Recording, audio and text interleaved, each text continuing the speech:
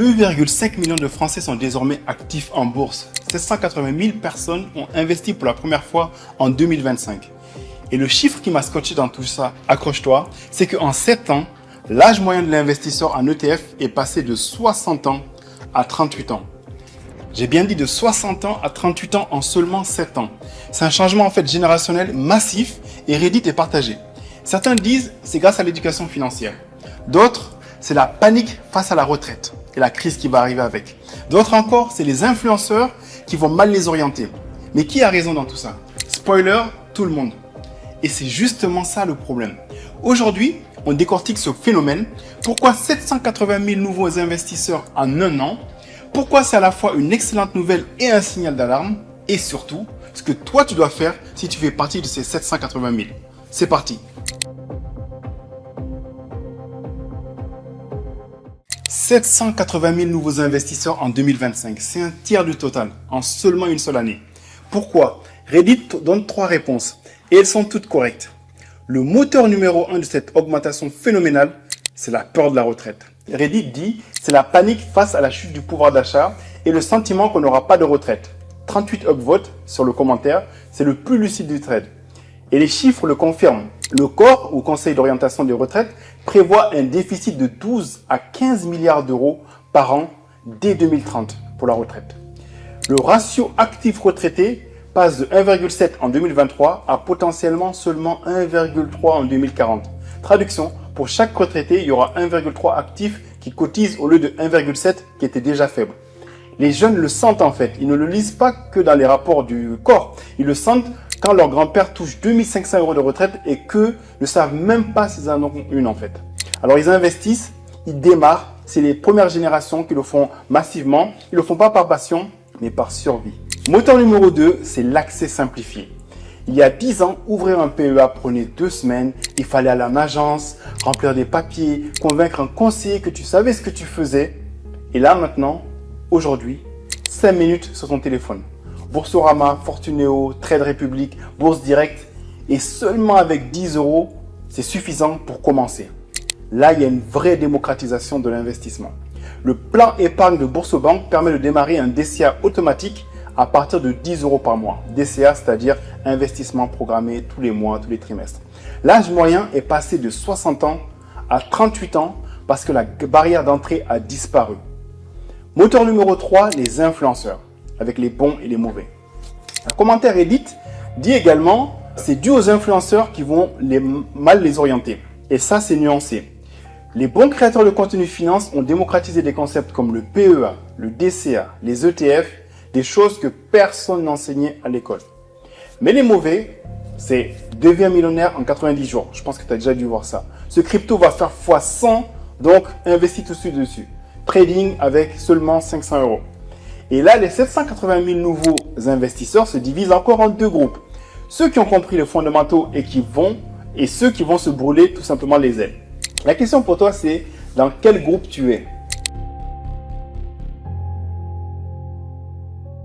Un commentaire Reddit remet les choses en perspective. Alors, aux États-Unis, tu as 62% des Américains qui sont actifs en bourse.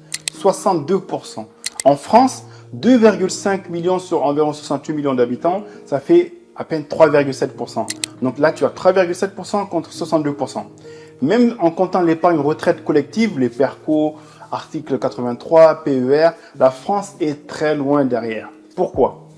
Numéro 1, c'est le système de retraite par répartition qu'on a en France. Donc en France, les cotisations retraite sont obligatoires. Okay? Tu payes environ 25% de ton brut pour la retraite. C'est le système, le gouvernement français, qui investit pour toi, ou plutôt qui va redistribuer pour toi, pour être plus exact. Aux États-Unis, il n'y a pas de système aussi généreux. Donc les Américains sont forcés, depuis qu'ils démarrent de travailler, d'investir eux-mêmes via les 401k et les IRA. Numéro 2, la culture du risque. En France, l'argent est un tabou. Je pense que tout le monde ici le sait. On n'en parle pas, on n'investit pas. Au mieux au livret A et on ferme les yeux. Pour les meilleurs, peut-être ils vont investir dans l'immobilier.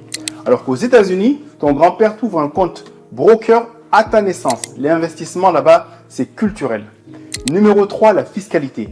Le PEA français est excellent. Exonération d'impôt sur le plus-value après 5 ans de détention.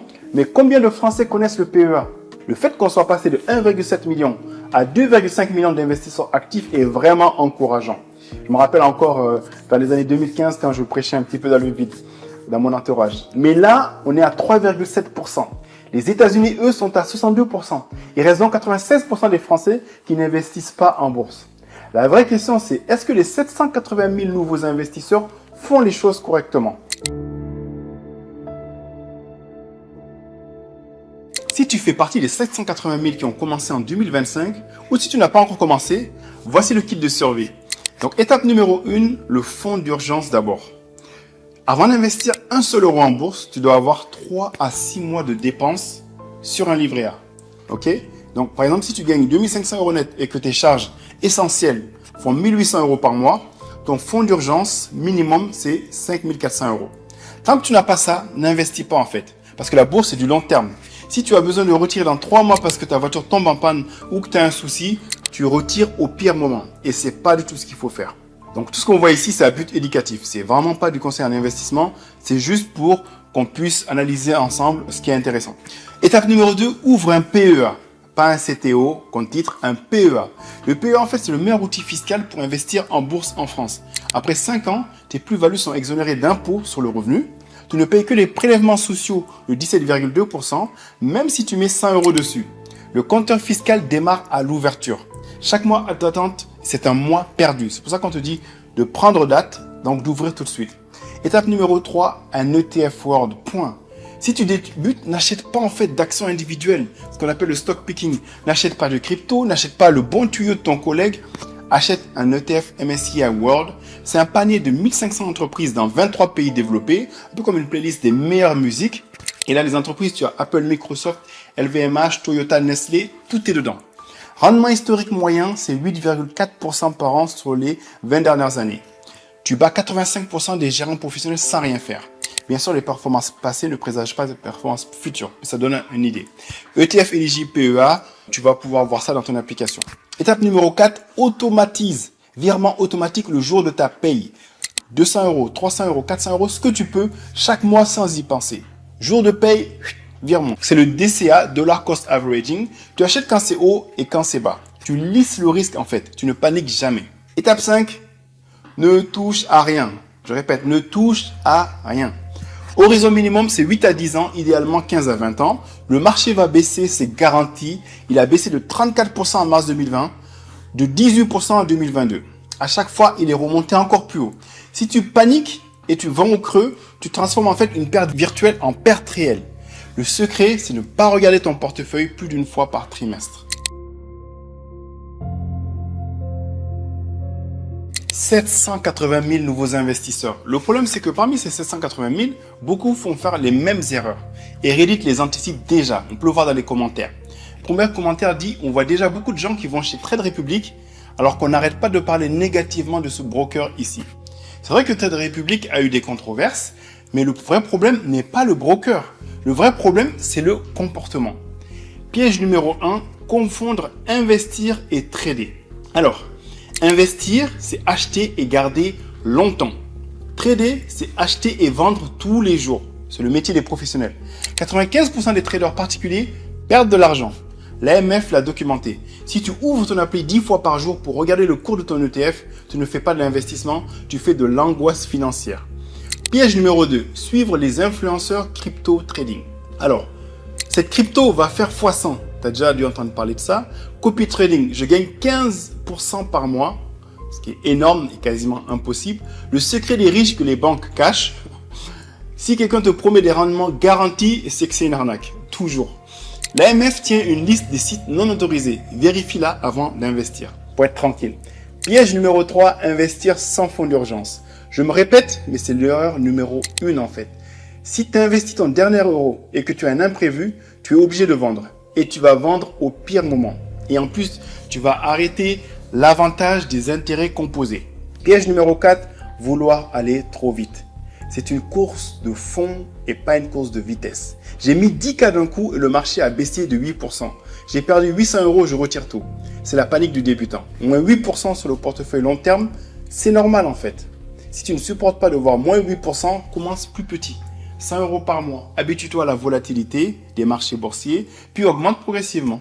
Le meilleur investissement des 780 000 nouveaux investisseurs, en réalité, ce n'est pas un ETF, ce n'est pas une action, ce n'est pas la crypto, etc.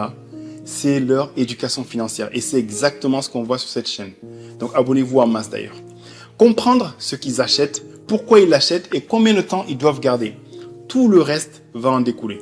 2,5 millions de Français en bourse. C'est vraiment encourageant, cette progression. 780 000 nouveaux en un an. Âge moyen passé de 60 à 38 ans. C'est historique. Et voici ce que tu dois retenir.